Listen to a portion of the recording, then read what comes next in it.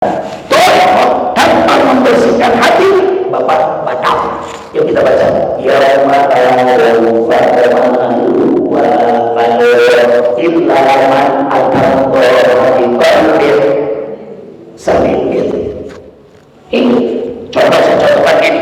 Seorang ulama, wah rajin ibu. Seorang ulama berdakwah, tahajudnya rajin, sehari berjamaahnya rajin.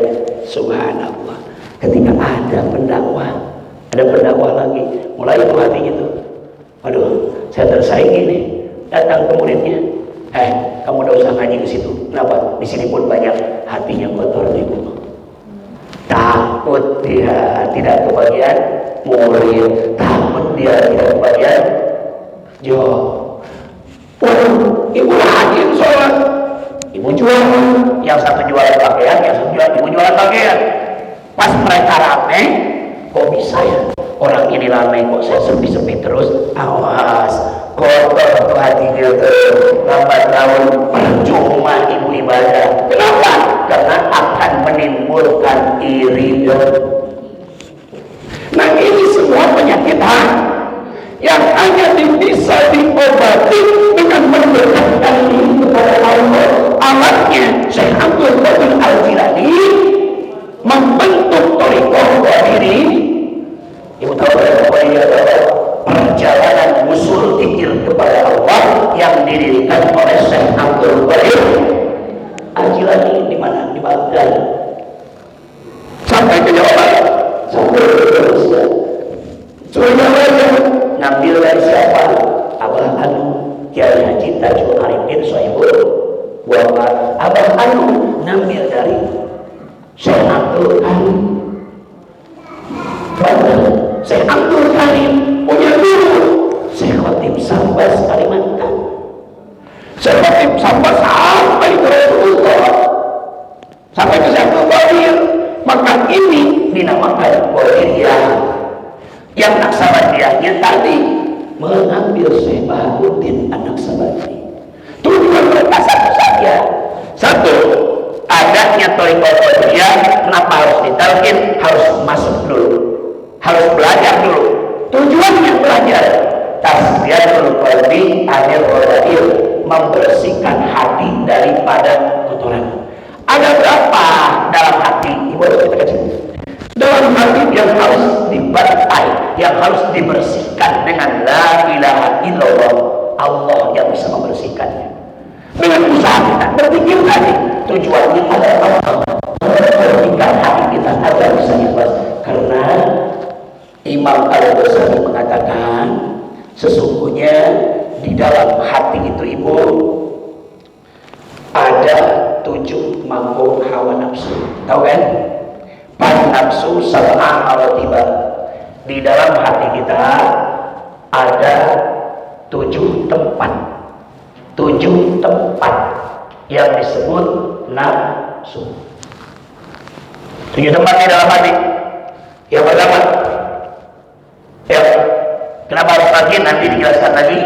Ini wajibnya talqin agar kita dituntut agar mampu usul hati kita kepada Allah dan bersih hati kita dari kotoran-kotoran yang harus kita bersihkan.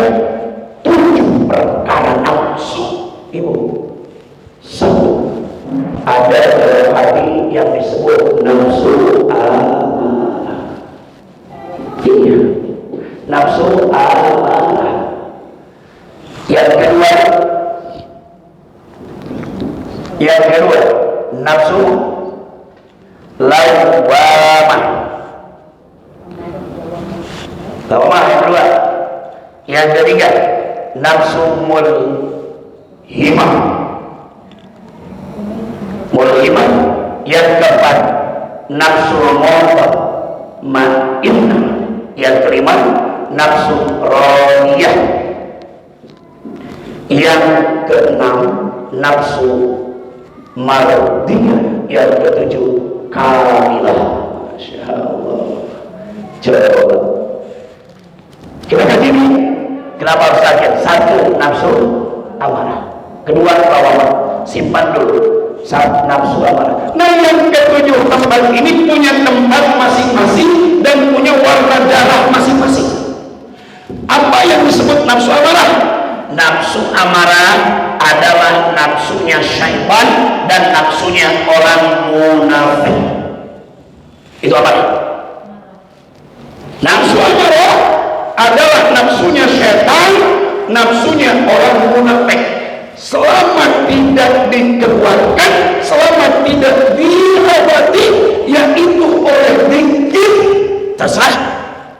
Mau zikir thariqah qadiriyah, mau naqsabandiyah, mau sadiliyah, mau thariqah safariyah, mau silakan, mau satoriyah.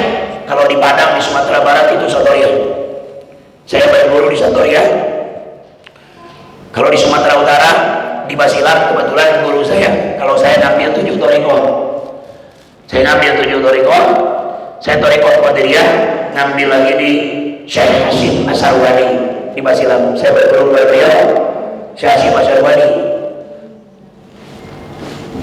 Tadi sudah dijelaskan. Saya ulang, nafsu amarah yang pertama adalah nafsu syaitan dan nafsu orang munafik. Tempatnya di mana? Timur. Tempatnya 2 jari di sebelah dada kiri. Maka akan saya jawab, kenapa ada orang yang mikir jahat? La ilaha illallah. La ilaha. Nanti setelah talqin dijelaskan. La tarik la bandingkan ilaha illallah.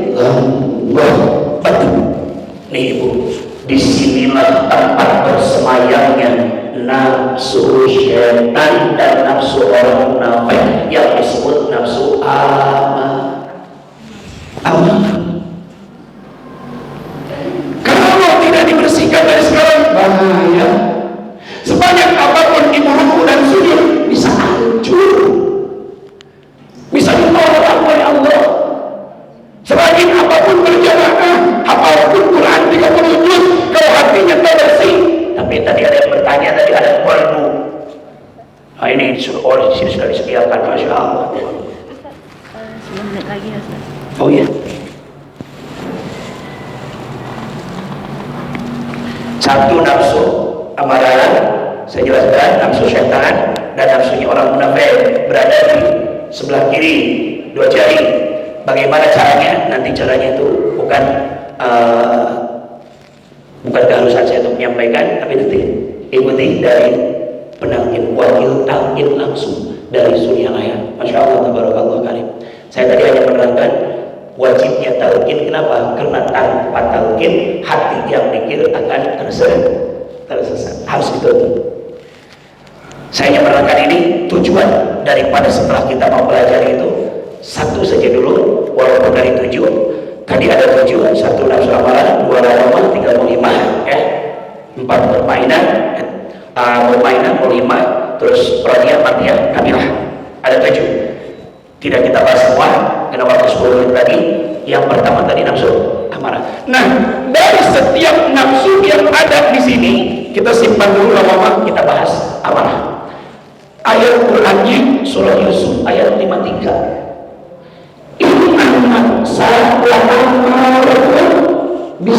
Apa keinginannya?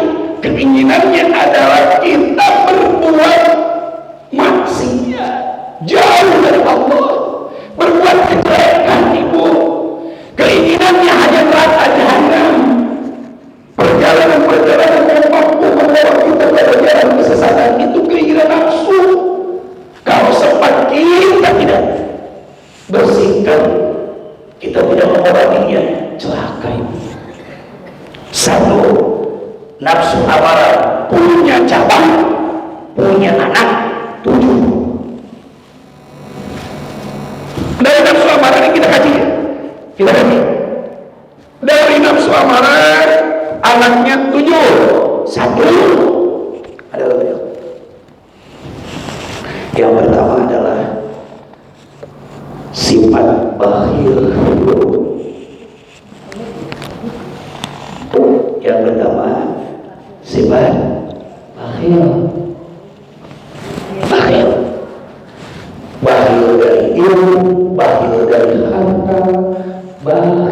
segala tidak. Sering kan ada orang ahli ngaji, ada orang ahli baca Quran, tapi pelitnya nggak keturunan. Dia nggak ingat ibu. Sedangkan pelit, sifat pelit itu pohonnya di neraka, rantingnya kedua. Berarti orang yang memegang ranting kepelitan, dia memegang pohon neraka jahanam.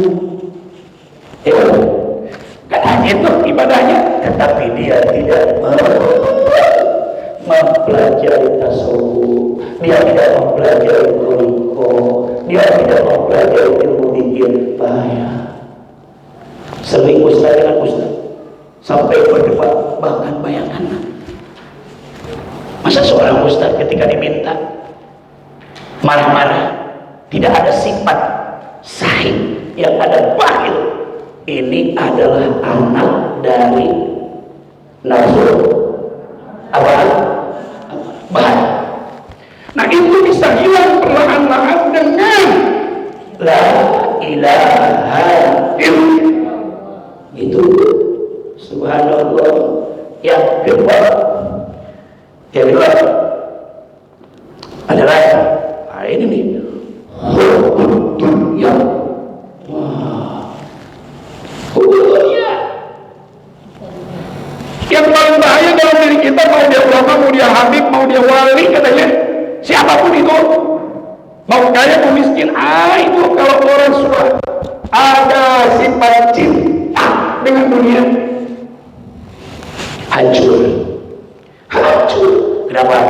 Yuk kita baca, Rasulullah pernah mengatakan, hubbud dunya rasuluni khati'atin. Cinta dunia adalah pangkal dari seluruh manusia. Hubbud dunya, cinta dunia adalah pangkal dari kejahatan, dari dosa. Apakah sedikit ulama cinta dunia? Banyak, tidak sedikit itu. Kenapa bisa mereka mencintai dunia?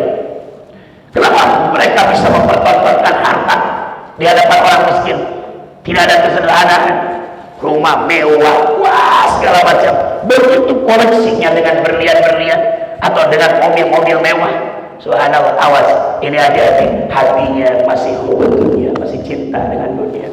Katanya taklim, walau yang jelas kalau orang cinta dunia ini contoh sedikit aja, karena kita waktunya ini panjang kalau menjelaskan, panjang kalau jelaskan, tapi waktu sudah habis. Ibu gini, kalau orang cinta dunia, contoh ketika dia sedang kerja, datang adzan, sedang kerja, lagi nembok. Kalau orang hilang dunianya, begitu Allah dia akan berhenti. Kenapa? Dia sadar panggilan Allah, dia cinta dengan Allah. Apapun pekerjaan akan dia tinggalkan. Kita bagaimana? Aku satu jam lagi. Apa kita masih ada cinta dunia? Ayo di kantor, bukannya cepat sholat, akangmu masih ada yang deketin. Dunia saudara. Nah tujuan kita ditalkin untuk dibimbing agar bisa berpikir kepada Allah, agar hati bersih. Bersih dari apa? Pertama, bakhil hilang. Kedua, hubbud dunia. Kita ilmunya yang luar biasa, ibu. Ya Allah, ya Rabbi. Kalau giliran dunia, contoh lah, kalau acara-acara akhirat, kita nih pelit juga nih hubbud dunia. Kalau acara-acara akhirat diminta patungan 200.000, masih ngomong tuh, masa iya gede kali itu. Tapi kalau acara 17 Agustusan, tapi kalau acara yang hiburan-hiburan gitu, joget-joget gitu, ibu luar biasa. Itu cinta dunia. Insya Allah paham. Yang ketiga-tiganya hasud. Nah ini yang bahaya nih, ini yang bahaya. Ini yang bahaya. Hasud itu dagangannya setan siang malam. Hasud akan diberikan, ditawarkan oleh setan setiap pada subuh kepada ulama. Iya, hasud akan ditawarkan kepada sekali dulu. Jangan salah. Wah, si Ano banyak yang jawabnya, benar. Iya, Saya sebulan ini udah 35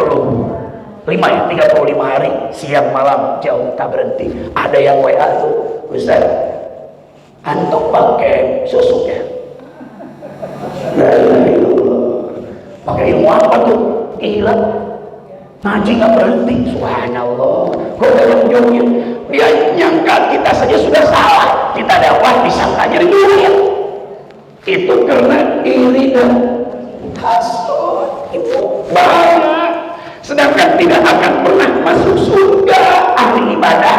Nih, ada orang ahli ibadah, kata Rasulullah, andai kata umur sampai sampai 400 tahun itu ibadah, ahli sujud, ahli Quran, ahli zikir juga, sholat juga, sampai doer itu baca Quran 30 juz dia hafal, subhanallah. Tapi ibu, masih ada pagi-paginya orang beli motor dia sakit perut, orang beli tanah, orang bikin rumah. Itu yang maksud tuh. Jadi kalau dulu ada, waktu di HP lama ada, bukan WA, SMS. Apa itu SMS? Susah melihat orang, senang melihat orang.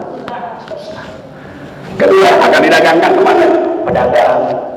Pedagang itu ibu di kantoran, pedagang yang bisnis benar, yang dagang sayur, yang satu dagang sayur, matanya yang hasut itu udah melihat, ini orang apa pakai pesugihannya, larisnya dari mana? Orang hasut akan menimbulkan dolim.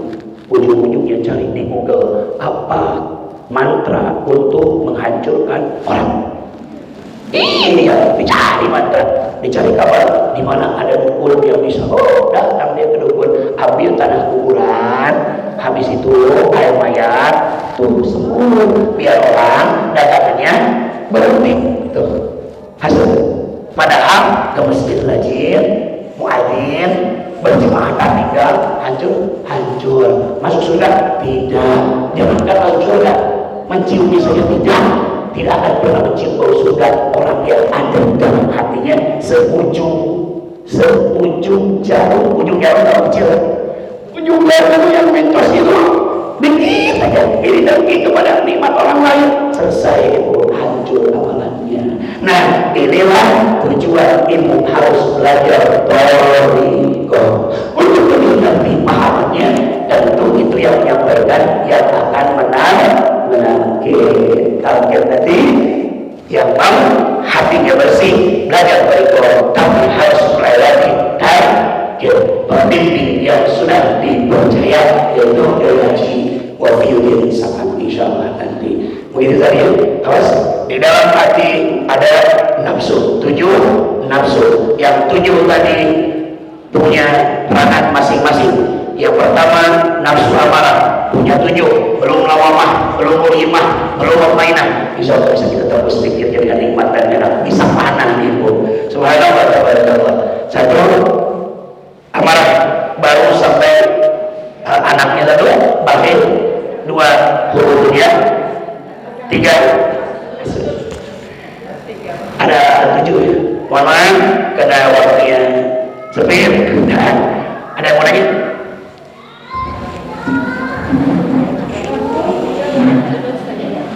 Saya moderator ini. Ya. Alhamdulillah pengantar tentang zikir dan zikir. Mudah-mudahan apa yang saya sampaikan mulai membuka pintu untuk lebih tahu lagi nanti untuk dari Subhanallah. Namun kami juga kesempatan kepada Bapak Ibu untuk bertanya, boleh menjawab. Itu namanya jawaban ya? Ya, sudah lebih jawaban. Silakan Bu. Assalamualaikum warahmatullahi wabarakatuh. Waalaikumsalam. Mohon maaf sebelumnya, saya itu lebih senang kalau dilanjutin materinya terutama yang ke nomor 7 kan. Jadi saya jawab ini dilanjutkan aja waktunya ke nomor 7 karena waktu Ustaz tadi hanya tersisa beberapa waktu dengan Ustaz ini. Tidak seminar saja Ustaz. Siap. Yang nomor 7. Terus yang lain mau bertanya untuk 1 pertanyaan saja ini. Ya, sama. Oke.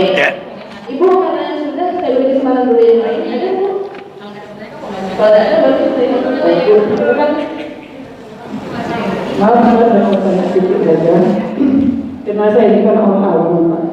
Saya itu susah sekali rasanya menghilangkan rasa gimana tuh ya, nggak enak di hati gitu. Tapi saya inginnya tuh bukan sama orang-orangnya itu. Saya inginnya sama orang yang paling soleh, yang soleh saya tuh nanya orang gimana, cara itu. Siap.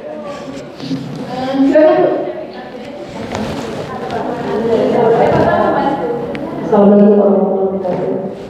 Bagaimana Pak Ustadz agar hati kita ini tetap terjaga, yang dimana apakah kita harus berpikir atau kita ingat dengan dosa atau azab Allah gimana Pak Ustadz? Terima kasih Pak Ustadz. Namanya arahnya sama Ustaz. Saya akan dimulai yang pertama dengan tulisannya dulu. Tadi sampai ketiga ya.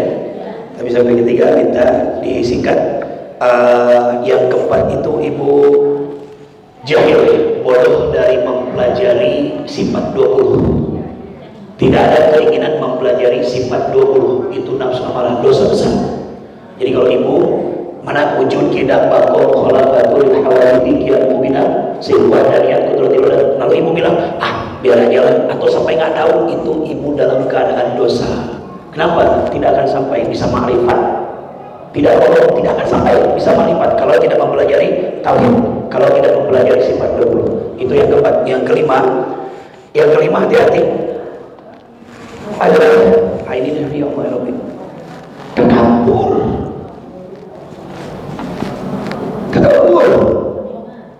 Yang kelima takabur. Hati-hati. Tahu takabur kan? Ibu nggak usah apa lagi, nggak usah dipanjangkan lagi. Setan dikeluarkan dari surga karena Nah terus kalau kita sudah masuk surga aja belum, udah sombong. Apa namanya? Subhanallah, setan aja ahli ilmu, ahli riwayat, gara-gara sombong sekali Pak diusir oleh Allah dari surga. Maka sama dengan hasud tadi, tidak akan bisa menembus surga di Allah orang yang ada sifat sombong. Sombong itu saya paling bisa, saya paling pintar, saya paling cantik, saya paling berpengalaman, saya paling berpengaruh. Termasuk awas dalam ibadah, hati-hati.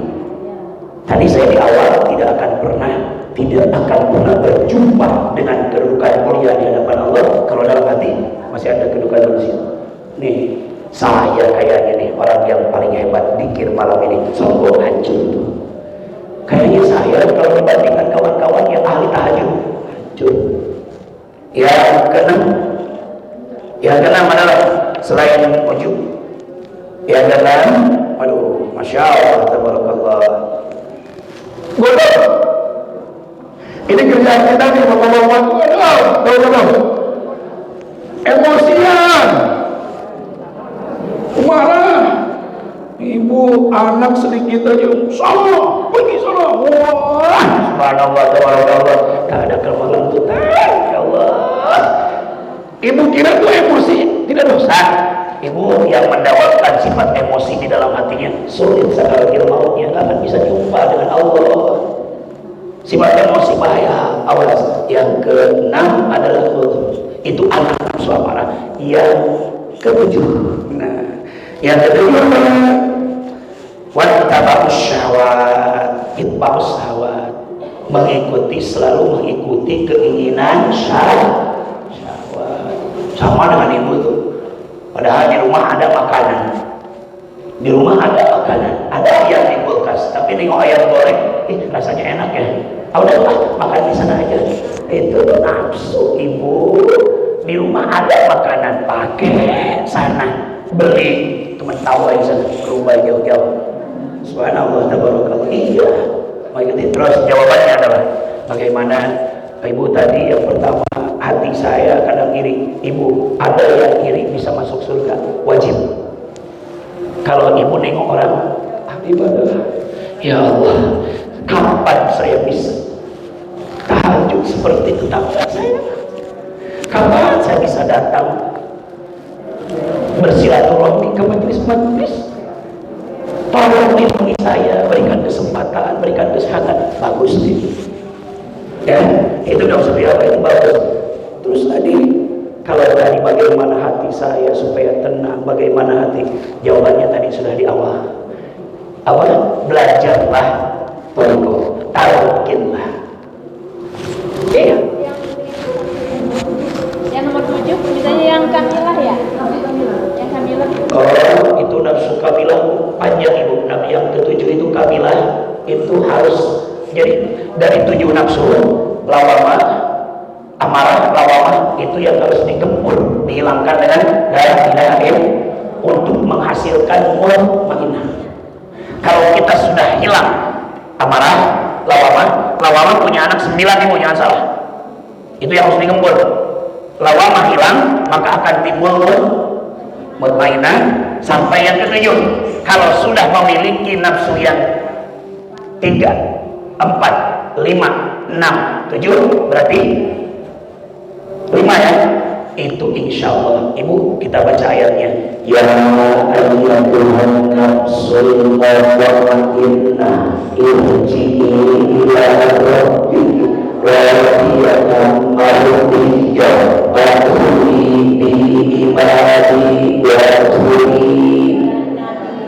Orang sudah hilang amarah, hilang lawamah, maka nanti pas sakaratul maut jiwa-jiwa yang tenang, Allah Akbar, jiwa-jiwa yang tenang, hambaku ayo, engkau hambaku dan masuk ke surga.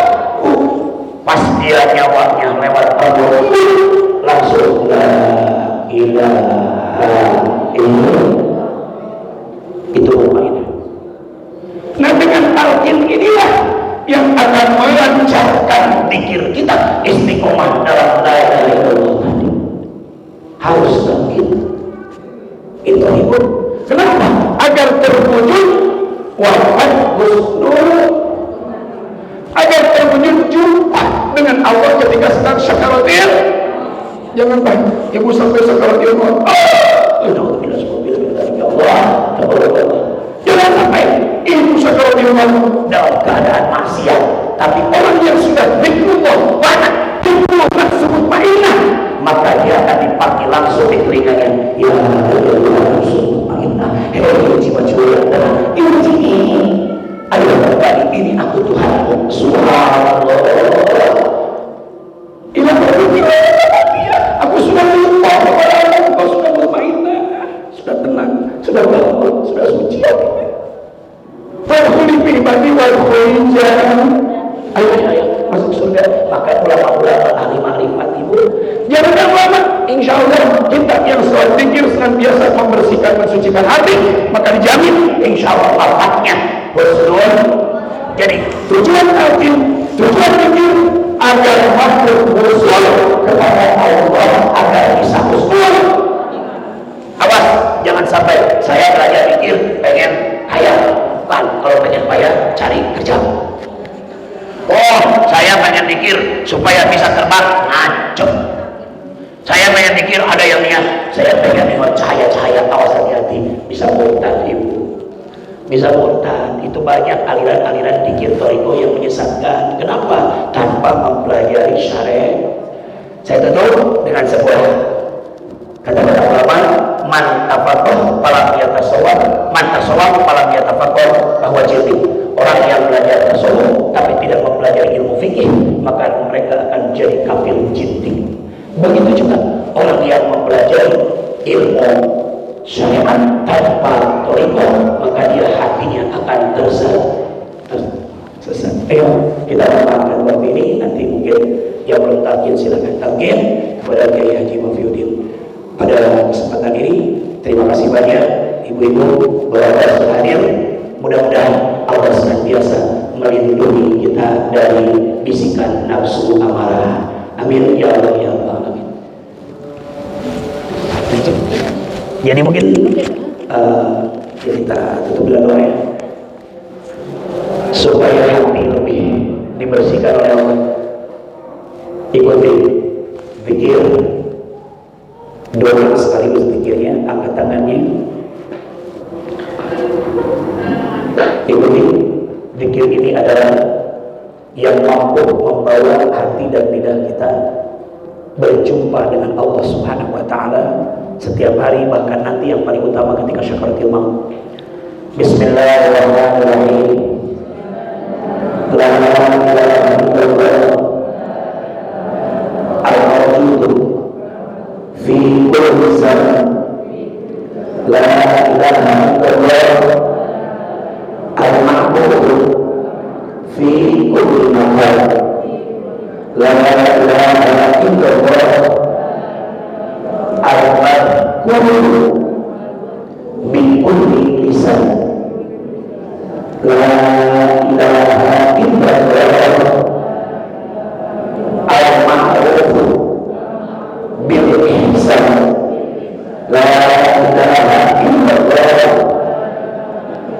kulla yawmin huwa fi syan. La ilaha illallah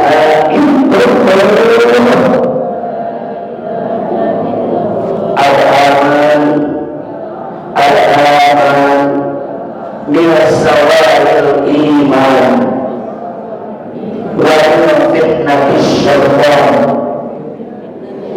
Ya qadimal ihsan kamaka amalna min ihsan. Ya Ghafur Ya Ghaffar Ya Rahim Ya Rahman irhamna wa anta khairur rahimin. Ighfir lana wa anta khairul ghafirin.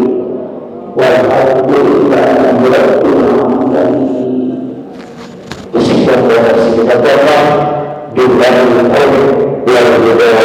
Wassalamualaikum warahmatullahi wabarakatuh. Mari kita sama-sama baca sekarang. Alhamdulillah. Dan insya Allah nanti kita lebih memperdalam tentang diri, tentang Muhammad, tentang Allah, dan semoga ibu bisa balik sukses